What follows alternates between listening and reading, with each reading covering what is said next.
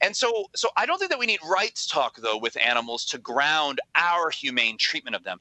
It's precisely because we are rational beings that we can see that we ought not to mistreat any good thing in God's creation, right? Including animals. And especially in our Christian worldview, God's put these things under our sort of wise dominion. We're supposed to be taking care of them, managing them in a humane way. To mistreat another good being, and especially one created by God for a purpose, is awful. And this is, these press releases from PETA and whatever, I agree with a lot of what they say. We ought not to be abusing animals. We ought not to be, using them for our mere convenience, when in ways that they're obviously going to get hurt and so forth. Mm-hmm. So we agree with all that, but that doesn't mean that they have rights. It doesn't mean that they're on an equal footing with human beings. We don't need to ground it that way at all, it seems to me.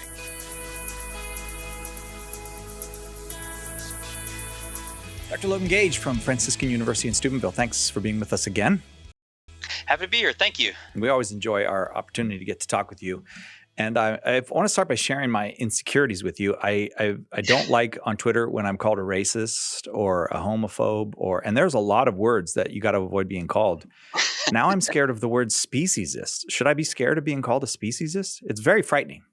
Well, this is a powerful term that's being used by some of our secular friends to describe people that are as bad as racists in that they don't think that humans are equal to all animals, right? Yeah. Those of us who resist the view that there's something special about humans that isn't special about chickens, for instance, and that are willing to eat chickens, we are supposed to be the equivalent of racists in this regard, as speciesists. Well, okay, so but it is, and PETA has made it. I noticed when I did a speciesist search on the internet, and really a lot. This is a major campaign from PETA, the People for the Ethical Treatment of Animals. This label, I guess they've decided it's very effective, and so they're using it all over the place. Yeah, I'm kind of amazed by it. The founder of PETA, Ingrid Newkirk, basically summed it up when she said that a rat is a pig, is a dog, is a boy. That there's this. That's what's really behind her view of so-called animal equality. Now, equality in rights language is very powerful for us Americans, right? We believe in equality. We love the narrative of ever expanding equality and granting rights to more and more. And so their rhetoric, the way they're framing this, is that you don't want to be backwards, you don't want to be racist, you don't want to be the equivalent of one with regard to animals. So you ought to believe in animal equality and animal rights and so forth. That we're all really equal.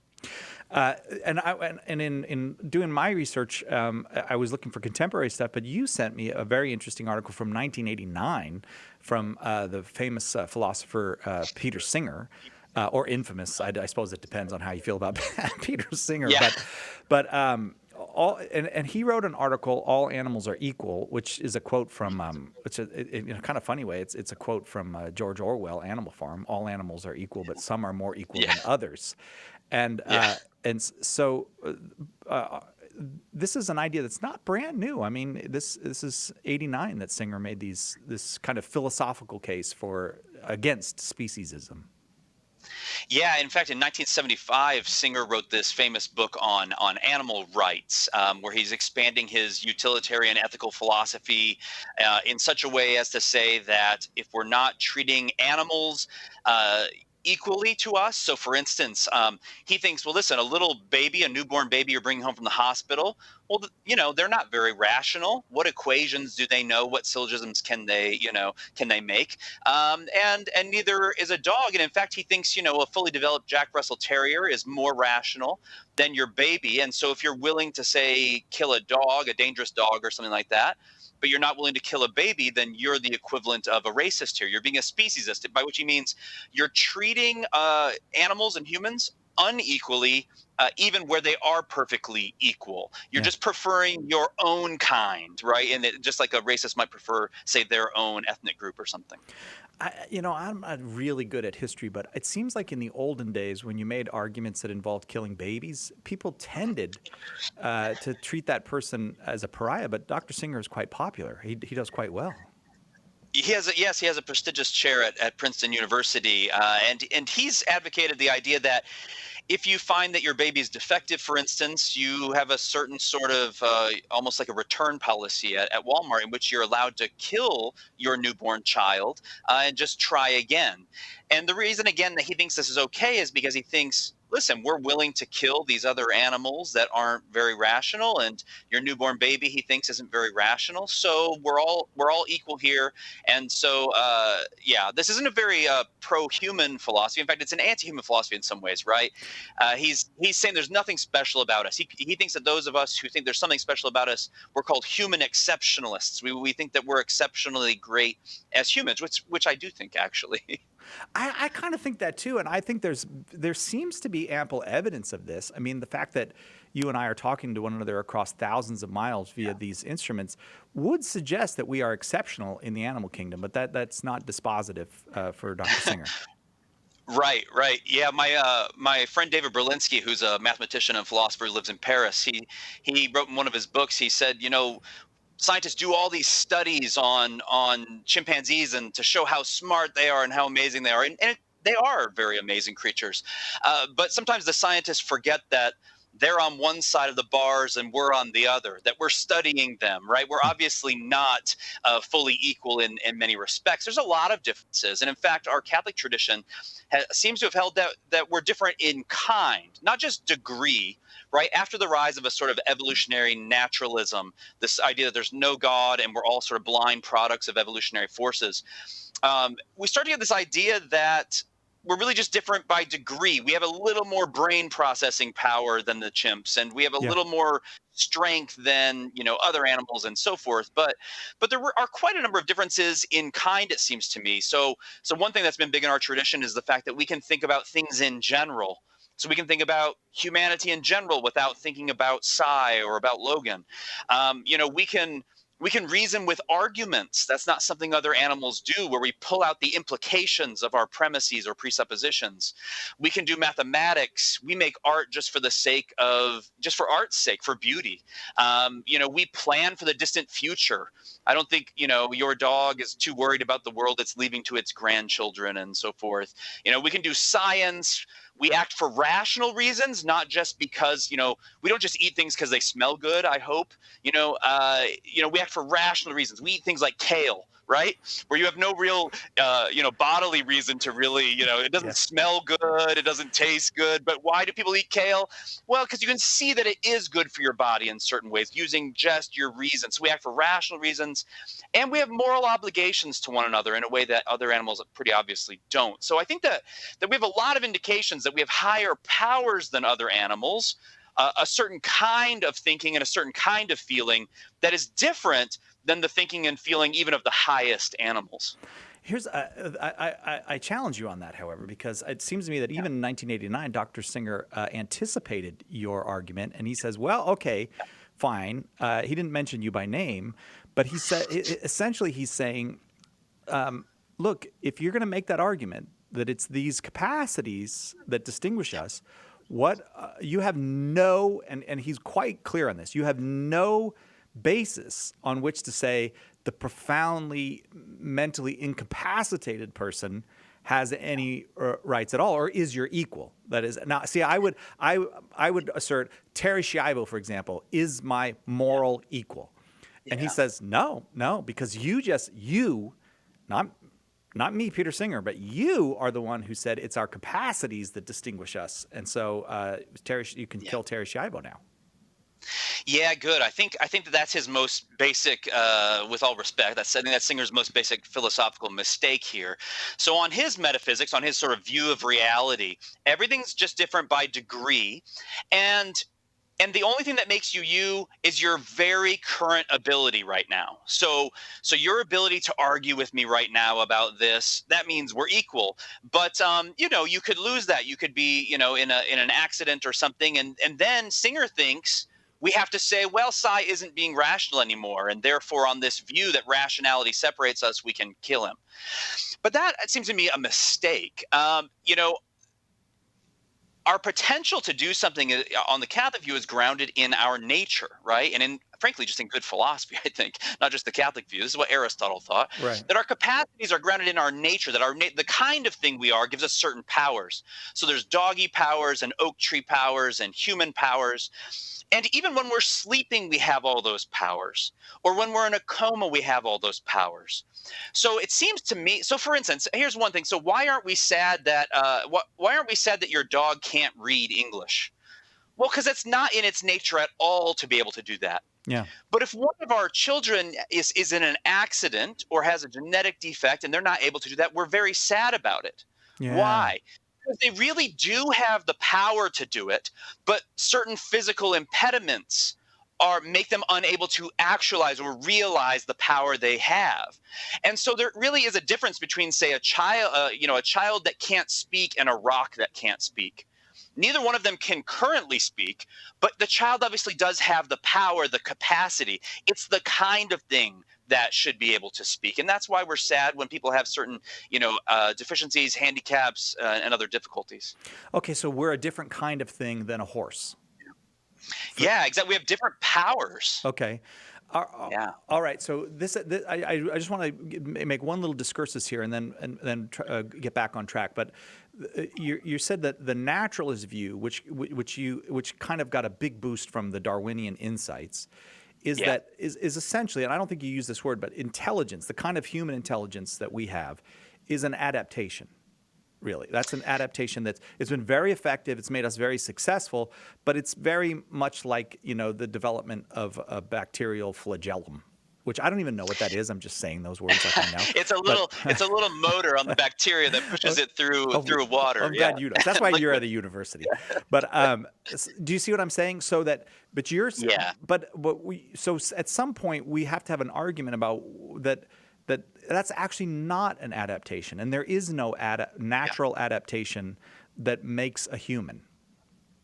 Yeah, so on Singer's view and on the evolutionary naturalist view in general, part of what Singer seems to be saying is, why would we privilege ourselves above dogs? Because it's just an accident of evolutionary history, since that's all an accident anyway. He's just taking that for granted. It's all an accident anyway that the dog wound up with its capacities and you wound up with yours. Yeah. And so he's just assuming this entire naturalist view from the very beginning, that everything's a kind of accident anyway. But I guess what I want to say to that is, well, but why on naturalism should we care about animal equality? Why should we care about any form of Okay. equality? Yeah. Human equality, anything. I mean, on their view, as you're saying, everything's just kind of an adaptation. Rationality is no more valuable than non-rationality, and so forth. What's the big deal about any of these things? We're all just accidents. We're not meant to be here. I can't figure out why we're supposed to care about animals on their view. So if we're comparing worldviews here, say a theistic worldview with God or a naturalistic worldview without God, it seems to me that the theistic worldview, with a provident God who cares about things where things are intrinsically valuable and he's made them for a purpose, on that view, it seems to me we should hold a certain sort of responsibility in our treatment toward animals. Whereas on the naturalist view, where it's, the universe is going to end in some heat death or whatever, and we're not here for any purpose, I can't figure out why I'm supposed to spend my life caring about where my tuna, came from in my restaurant. But Dr. Singer's response might be, but I do care, and people like me care, and so Yeah. I don't have to justify it to you. But I think one question we might pose to Dr. Singer, and I wonder if you would agree with this, is yes, but if people have your view 2 generations, 3 generations from now, won't they just become mere hedonists or nihilists or something? Like, what is to keep maybe you are, you hold some old fashioned value, but they'll get rid of your thought if they really come to believe what you're teaching. Is that a fair critique? Yeah. Yeah, I think that's exactly right. I mean, sometimes people don't appreciate how much the Christian worldview has shaped Western society, such that all of our intuitions, even these good intuitions, that we don't want to be cruel towards animals, those are very much grounded in a sort of theistic worldview. And so Singer might say, yeah, but I do care about animals, right? But I'm saying that on your worldview, I can't see why you have any reason to. I would argue exactly as you are that seems like a holdover from this Christian past where we used to care Yeah. about how how we treated lower beings because we saw them as on a scale, right? God's up here and everything is sort of a limited imitation of the ultimate reality, God. And so we care about the entire hierarchy of being from small, highest to lowest, from biggest to smallest. We Oh, care about that because God created it all and made it good.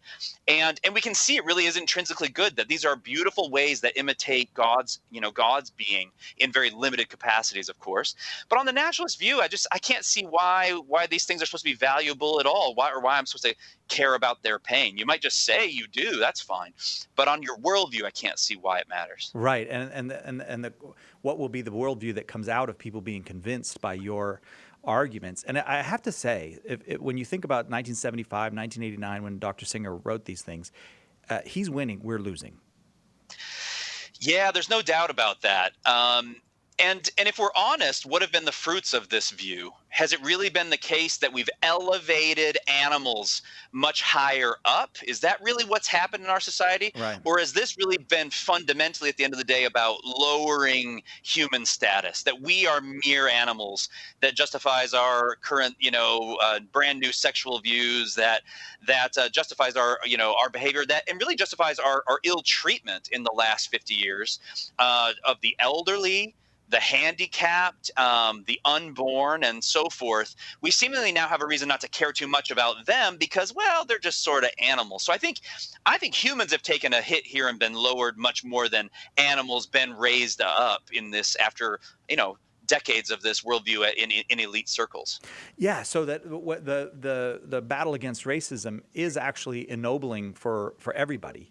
If we sincerely overcome racism, then but this battle for animal rights is not ennobling for everybody. It has a consequence that is actually that denigrates the human. Well, and notice that the civil rights argument, which stemmed out of a Christian worldview, was about there is a fundamental human family, and that these mere accidental differences in pigmentation of skin tone and so forth, they are essential to us. They're just sort of accidental. They're not fundamental to who we are as persons. But notice that when it comes to animals, there really is a difference between, say, rational and non-rational animals, humans and other forms of animals. We really are different in kind, as I tried to say a minute ago. So I think there's a good difference here between why we should care about racism but not about this notion of speciesism, that we really are different than the other sorts of creatures. We're essentially different. We're not just like a tiny bit smarter than the snails. That's not the case. Yeah, right. They adapted this slime, and we adapted intelligence, and relative to one Right. another, these are just different ways of succeeding in the universe. That's right. Okay. All right. My problem. Here's another problem that I have, though, and I think you already solved it, kind of, but I want you to put me on more solid ground. I don't think I am a speciesist because I think that a lion is not of the same worth as a child, but I don't want anybody to hurt the lion, and I really like elephants, and I don't when you think of the higher primates like a chimp or a bonobo or a gorilla. I really do think there's something owed to that animal, and I don't know why I owe it to that animal. I don't have a grasp of why, but still, I do owe the animal something. Or am I thinking about it wrongly? No, I think that's a good intuition. I think that's right. What Singer and the others want to do today is talk about animal rights, though, and it's a good question. Is that the way we have to do this? Traditionally, from a Christian worldview, there's always been this obligation not to mistreat animals. In fact, think about our older Western language. We ought to treat them humanely. We ought to treat them in a human way, a way that befits our rationality and dignity. Well, you humane That we society. That's right. And so we see that we ought not to mistreat them, not because they necessarily have intrinsic rights. It's hard to actually see how non-rational beings can have rights. Because if Yeah. you have rights, it seems like you have obligations and so forth. And I don't think, your dog has any obligations to other creatures. Keep people out of the front yard. That's his main job. Yeah, yeah, we can speak sort of metaphorically about its obligations to be a good dog, but it doesn't have literal obligations, to treat others in a certain way. There are ways that we hope that they, treat other beings, but they don't have really obligations. You're not gonna morally praise and blame your dog. I think you No. might get upset with your dog, but you're not gonna morally, like, you're a terrible, instance of a dog. You're not going to do that in a moral sense. And so I don't think that we need rights talk, though, with animals to ground our humane treatment of them. It's precisely because we are rational beings that we can see that we ought not to mistreat any good thing in God's creation, right? Including animals. And especially in our Christian worldview, God's put these things under our sort of wise dominion. We're supposed to be taking care of them, managing them in a humane way. To mistreat another good being, and especially one created by God for a purpose, is awful. And this is, these press releases from PETA and whatever, I agree with a lot of what they say. We ought not to be abusing animals. We ought not to be, using them for our mere convenience, when in ways that they're obviously going to get hurt and so forth. Mm-hmm. So we agree with all that, but that doesn't mean that they have rights. It doesn't mean that they're on an equal footing with human beings. We don't need to ground it that way at all, it seems to me. So then how do we make moral distinctions in the treatment of animals? Like, I think horse racing is fine. I don't have a problem with racing horses. But then another person might look at that and go, "That's that's just for entertainment. Like there's nothing necessary in that. You don't have to race horses in the same way that maybe like chickens feed billions of people, or fish feed billions of people." But I still, my intuition again. And I'm not a philosopher, but I think it's okay to race horses. Yeah, no, I think that that's right. I mean, one way we might think about this is, are we treating animals in a way that befits or sort of helps their nature, help them be more fully what they are? I mean, when you look at race horses, I mean, these things they're built to just fly, and it's beautiful when they do it. Now, if it were the case that all racehorse involved, broken legs just constantly, Yeah. every other race, well, then, no, that wouldn't be treating them in a way that, um, that's appropriate given the kind of thing that they are. We're not helping them be better horses. We're not helping them, flourish. Because one way that Christians can think about ethics is, how do we help ourselves flourish? How do we help those around us flourish? And so I don't think it would be right to engage in an activity, say cockfighting or something, where you're Yeah. just tearing up the animals back and forth. Now that seems inhumane to me. That seems that purely for our entertainment, we're going to watch these things bleed and suffer. Now that doesn't make any sense. But if there are some activities such as horse racing, I think there's a good distinction between whether we're helping them be more fully what they are, express their God-given nature, or whether we're just, harming them for our own pleasure. That seems very different to me. Okay. So how should I just want to conclude, I guess, with maybe a primer for. I especially worry about young people who I do think I know that when I was young, I was more sensitive to being labeled. I mean, when people call me names now, I tend to go, you know what, the check still cashes. I don't worry what you call me, But when you're young, you feel this intense desire to be good, and I guess maybe even I've lost some of that fire, and so you don't want to be a speciesist. So how should I think about what humanity is, what an animal is, and give me the big picture? How think about how we should relate to one another as animals and as humans. Yeah, well, I mean, this is one of the things I hope that a good education does for young people, and especially at one of our, say, great Catholic institutions of higher learning, is that hopefully a good education will teach you to differentiate between the rhetoric in an argument and the words that sort of touch on your heartstrings versus, real evidence and truth.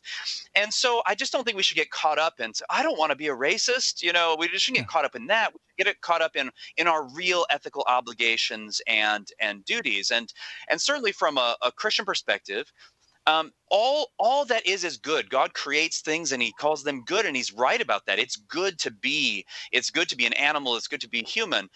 But that doesn't mean there's no distinctions between us, right? And that doesn't mean we can't see reasonable distinctions between, the relative value, for instance. I mean, if you could save your dog or your child from a house fire, it just seems obvious it'd be wrong for you to prefer the dog, but on Singer's view, it depends on how old your kid is. And I suggest that's just pretty obviously Or, mistaken. or But on maybe a how Christian worldview, disabled your kid is as well, that's a oh, horrifying thought. This absolutely. is very bad for the disabled.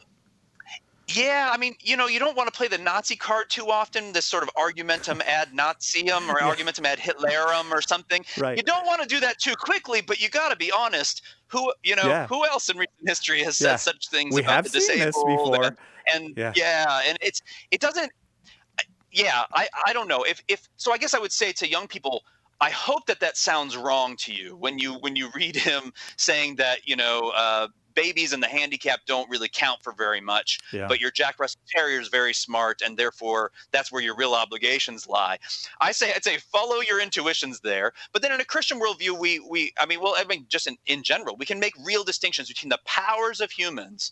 The sort of our two key powers on the Christian worldview are our intellect, our ability to understand and take in the world, and then our will, our ability to make free choices, to desire not only any goods that come across our senses, but rather to desire even higher goods, love, knowledge, friendship. We are just so obviously different when you think about us in terms of our fundamental powers. And so we don't have to treat everything as the same. And we don't need to be swayed by this rhetoric about, you're going to be as bad as you're going to be as bad as a racist if you don't agree with me here.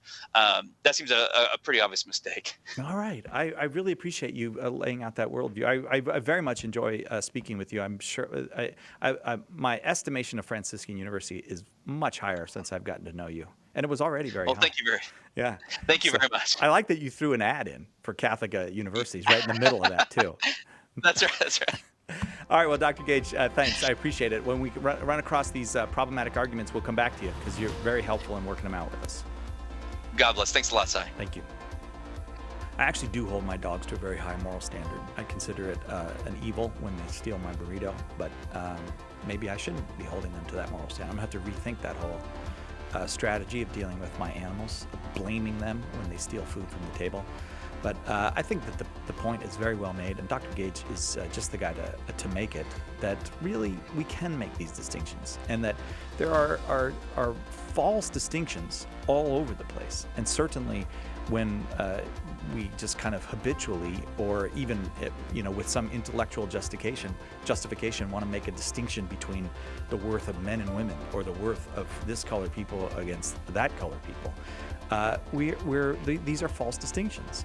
But just because those are false distinctions doesn't mean that real distinctions aren't possible. And we are different from the bonobos. We are different from camels and from all the other animals, as cool as they are. But that, too, doesn't mean that we don't have obligations to animals, that we can just be cruel or capricious in our treatment of animals.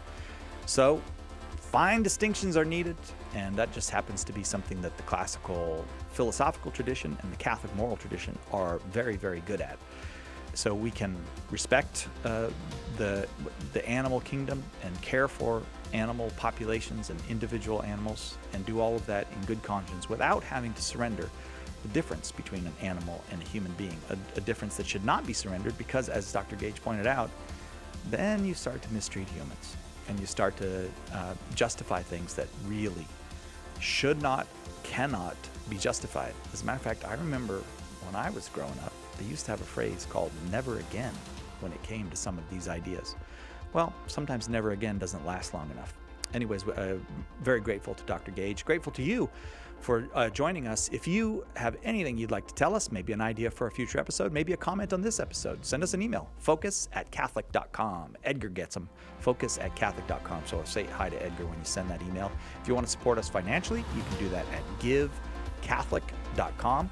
And if you want to help us grow this podcast, we'd appreciate it if wherever you listen, you'd give us that 5-star review, maybe a nice comment that will encourage other people to get the podcast. If you're listening on Apple, Spotify, Stitcher, or one of those, then subscribe and like and subscribe, and that way you'll be notified when new episodes are available. And if you're watching on YouTube, you're part of a growing audience on YouTube, one we're very, very happy with. Thank you for helping us to grow on YouTube.